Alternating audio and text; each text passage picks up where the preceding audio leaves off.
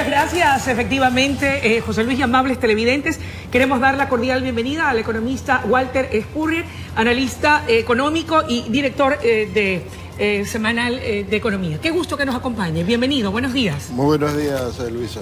La liquidez del fisco, mi querido economista, nuevamente se agota. En una semana los depósitos cayeron en 466 millones de dólares. De acuerdo a su respetable punto de vista y como conocedor de esta temática, focalización de los subsidios o eliminación total de subsidios, ¿qué es lo que conviene más para poder inyectar de liquidez a las arcas públicas?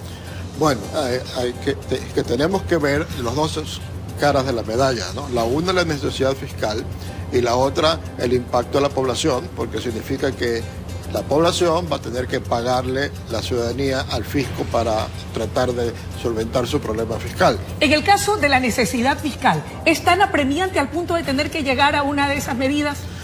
Bueno, la necesidad fiscal es muy grave. Fíjense que durante el primer año del gobierno del presidente Moreno, él recibió desembolsos de la deuda externa superior a las amortizaciones por 8.000 millones de dólares. O sea que nos endeudamos en 8.000 millones de dólares más para mantener el gasto público. Entonces, tiene que cortar ese gasto, pero no puede todo hacerse vía recorte, sino parte tiene que tener nuevos ingresos. Entonces, ellos ven el subsidio a los combustibles como un gasto, porque lo que ellos por el gobierno está comprando combustibles, porque los que producen las refinerías nacionales son de muy mala calidad, entonces hay que importar de excelente calidad para mezclarlos y tener algo de mediocre calidad.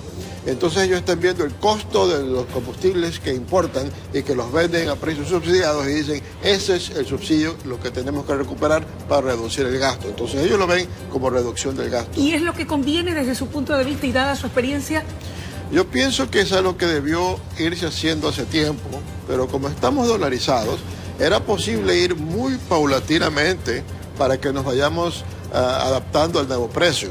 Si pretende ahora golpear únicamente por el lado de la gasolina y subir fuertemente la gasolina, eso puede desestabilizar los ingresos de familiares. O sea, lo ideal sería pensar en una eliminación del subsidio programado en unos 3 años, pero a su vez ir pensando que también hay que hacerlo con el diésel y el gas. Ahora, en el caso específico de los combustibles, ¿debe ser una eliminación radical, más allá de que tenga que ser programada y de manera gradual, o debe de ser focalizado? Es decir, que no todas las personas que tengan un vehículo automáticamente van también a recibir un incremento en el costo del combustible, o solo aquellos que tengan carros de lujo. Bueno, el problema es que si uno trata de segmentar el mercado de la gasolina, va a haber desvíos. Por ejemplo, siguiendo con su planteamiento, se podría decir, bueno, que le suban solamente a la gasolina súper, pero como la gasolina súper es un fragmento del mercado de la que tiene menos subsidio, si le suben drásticamente, va a caer la venta de súper, porque la gente va a decir, compro la extra y si es necesario le pongo un aditivo o algo, pero ya no puedo pagar un costo tan alto. Entonces, por eso lo ideal sería ir de a poco reduciendo el subsidio en todos los combustibles. Ahora, una cosa es el impacto en el bolsillo de los ecuatorianos. Va a afectar, sin duda. El solo anuncio, pues de una u otra manera, provoca temor, angustia, preocupación. ¿Qué vamos a hacer ahora? El combustible de por sí a muchos, de acuerdo a su presupuesto, les parece oneroso, caro. Ahora dicen, si eliminan el subsidio, si lo hagan de manera gradual o programada, también va a tener un impacto. ¿Qué pasa con el tema del riesgo para el gobierno? Hablemos del costo político. Por eso es que yo pensaba que tiene que hacerse de una manera paulatina. Para el gobierno va a tener un costo, porque si la clase media que se desplaza en vehículos, de pronto el presupuesto de combustibles le suba drásticamente, va a ser muy difícil que equilibren sus presupuestos. Entonces van a estar muy enojados con el gobierno, va a haber una protesta, va a haber una reacción. Por eso es que deberían pensar en algo paulatino y darle las direcciones al mercado, porque si uno dice, de seguro vamos a eliminar el subsidio, pero va a ser por estas etapas, Yo pienso que políticamente es más viable y pienso de que es una promesa que por ese lado se va a ir afinando el problema fiscal. Ahora, desde su respetable punto de vista, en el escenario de implementarse finalmente esto de la focalización paulatina, gradual, del subsidio a los combustibles y específicamente al tema de las gasolinas, ¿nos acercaría más al Fondo Monetario Internacional o más bien podría ser una condicionante o imposición del Fondo Monetario Internacional, como es característico en el marco de las recetas fondomonetaristas para reactivar la economía de un país y a lo mejor hacia allá es a donde vamos? ¿Qué opina usted? Bueno, si el Ecuador va a recurrir al Fondo Monetario y es posible que lo tenga que hacer para cubrir el déficit, porque el último trimestre es el más duro, es cuando tiene más gastos el gobierno y tiene menos ingresos. Lo que el fondo realmente le dice al Ecuador, lo mismo que le dice cualquier acreedor, le dice, tiene que cerrar ese hueco fiscal que tiene que reducirlo drásticamente. Y si ellos dicen la gasolina, es una sugerencia, pero uno puede decir, no va por la gasolina, va por otro lado. Si de pronto el gobierno fuera, voy a decir una tontería, subiendo el impuesto a los rábanos, cubrimos el déficit, eso basta. Entonces, el asunto es que el gobierno lo que tiene que decir es, mire, estamos tomando medidas firmes para reducir el problema fiscal. Estamos cortando gastos y estamos aumentando ingresos. Ahora, esto querría decir que intentamos acercarnos hacia el Fondo Monetario Internacional y de alguna u otra manera entonces estamos cumpliendo con los deberes, aquello que requerimos para poder acceder a este organismo. Bueno, no se trata solamente del fondo.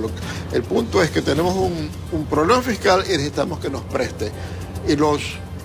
Y podemos ir también a colocar bonos en el mercado. Pero en el mercado nos dicen, pero como va la economía, a la vuelta de la esquina, cuando se venzan los bonos, no me van a poder pagar.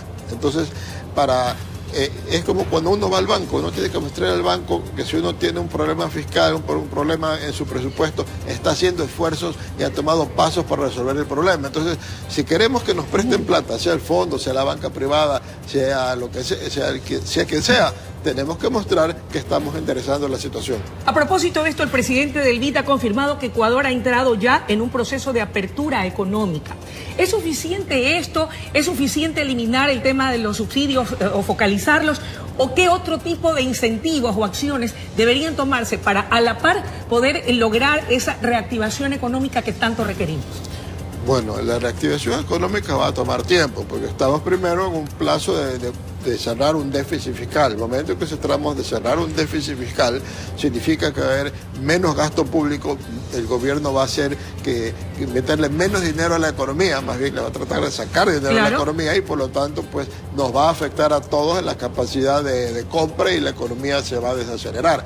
Lo que puede hacer el gobierno paralelamente es tomar medidas para destrabar a la inversión privada. Hay tantas regulaciones que impiden que avance la inversión privada y se ha presentado un proyecto de ley que está a punto de terminar el trámite en que les dice a los inversionistas, miren, les doy un hueco de 24 meses, si ustedes invierten plata allí, ustedes van a tener ventajas tributarias, pero tienen que hacerlo ahora porque la inversión la necesito ya. De no tomarse esas medidas, ¿corremos el riesgo de una recesión económica? ¿Estamos a puertas de aquello o no hay esa posibilidad o riesgo? Bueno, sí hay esa posibilidad y el punto es que no solamente una recesión, sino cuán profunda sería una recesión. Entonces, ¿qué impacto tendría de darse?